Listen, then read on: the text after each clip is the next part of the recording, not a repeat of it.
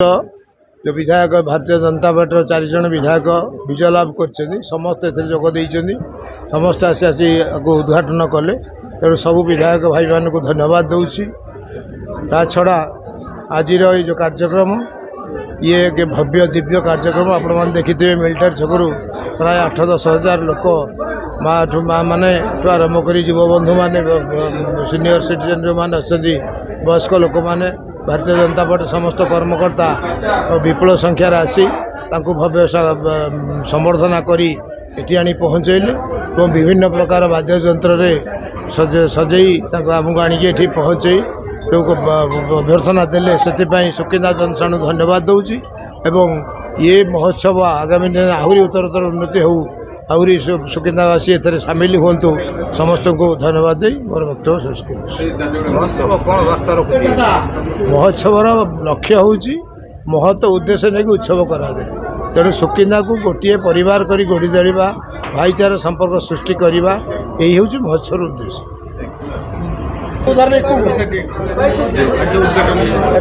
देखो ये गोटे निरा वार्ता देचे सबू महोत्सव आप देखिए संध्या बेले आम महोत्सव मजा नहीं किंतु मु तो आज अनुभव कली हजार हजार संख्यार युवक टुटु भाई मार्गदर्शन में पूरा निहाती खरा बेलटे एकाठी होकर ए महोत्सव को उपभोग करने आसछन्ति महोत्सव उद्घाटन उत्सव संपृक्ति देवाई आसछन्ति ये जो वार्ता देला जाजपुर जिलार सबू नेतृत्व एक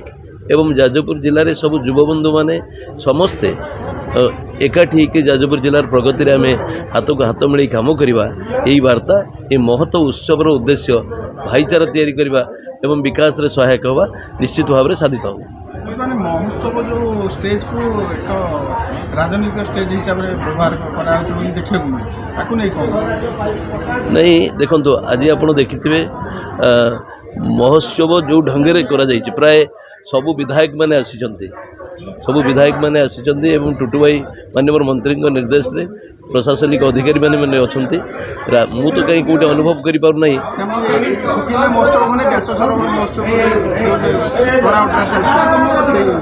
नहीं देखो व्यास सरोवर महोत्सव मु तो कहि आकाश भाई नेतृत्व में जो महोत्सव गुड़िक आम देखीचु आकाश भाई निजे संस्कृति संपन्न एवं ऐतिह्य संपन्न माटी निर्वाचित विधायक कला संस्कृति ओडिशा रे ख्याति रही सी व्यासनगर सर्वांगीन उन्नति करने कला संस्कृति को नहीं आगू को नापी जहाँ उचित मन कर कौन राजनीतिक उद्देश्य ना सी निजे जड़े ओडिशार ख्यातनामा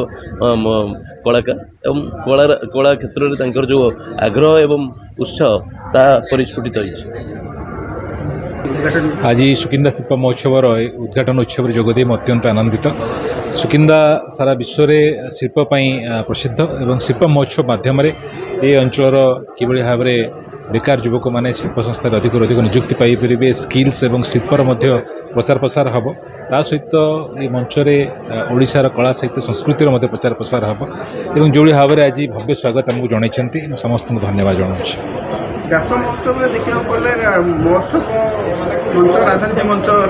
एक जोटा कला साहित्य संस्कृतिर मंच परंपरा मंच ताकू राजनीति व्यवहार करने उचित नुहे। मूल कथा है जो मैंने सत्यर अपलाप करुँचे निज समय था करें ना बर्तमान ताकू अन्य को आंगुठी देखा सहीटा हूँ बड़ विचित्र जिनस तेणु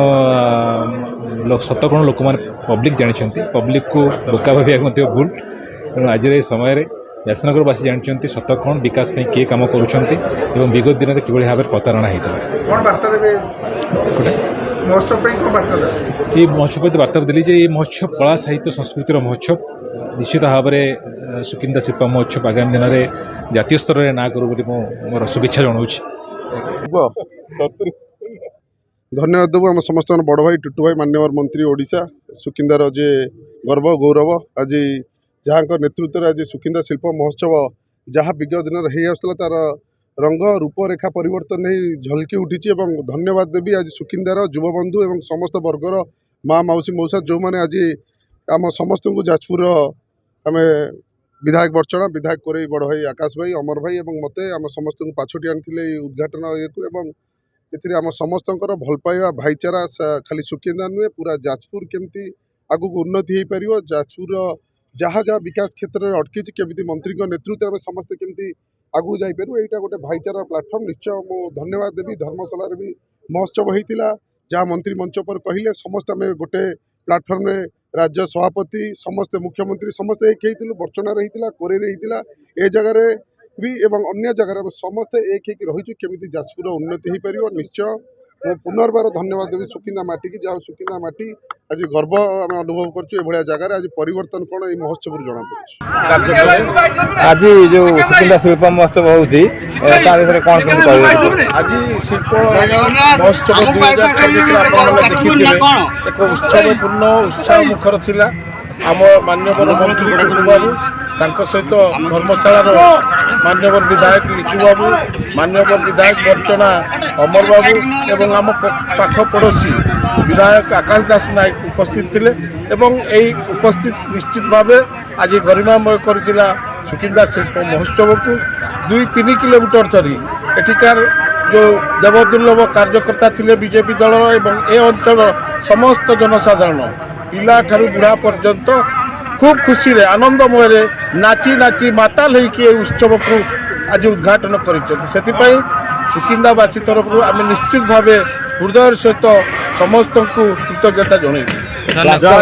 क्लांतमय जीवन भितर ये जो शिल्प ए लोक मैंने परिश्रम कर ये जो अवसर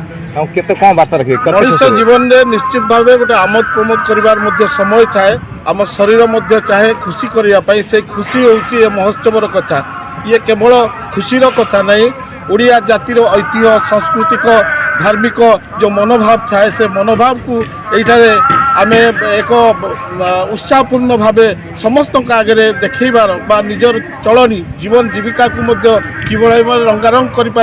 से कथा ये महोत्सव कहे सुकिंदार जो पिला रही छात्र छात्री टैलेंट को सुजोग दिया कौन निश्चित भाव एभली जो प्लाटफर्म अच्छी प्लाटफर्म निश्चित भाव युवगोष्ठी को उत्साह देता है आगामी दिन में ये केवल गोटे प्लाटफर्म नाच कूदर नुहे या ओडिया संस्कृति सहित ऐतिह्य सहित जड़ित अच्छी जहाँ आमर निश्चित भाव एक धर्मीय कामना आम लोड़ा होता है ताहा आम ये शिखी था एवं युवगोष्ठी को एक प्रेरणा मिले माटी माँ जो भूमि तार किभली जत्नवान हवा यही महोत्सव जरिया यह महोत्सवर कामना रहे।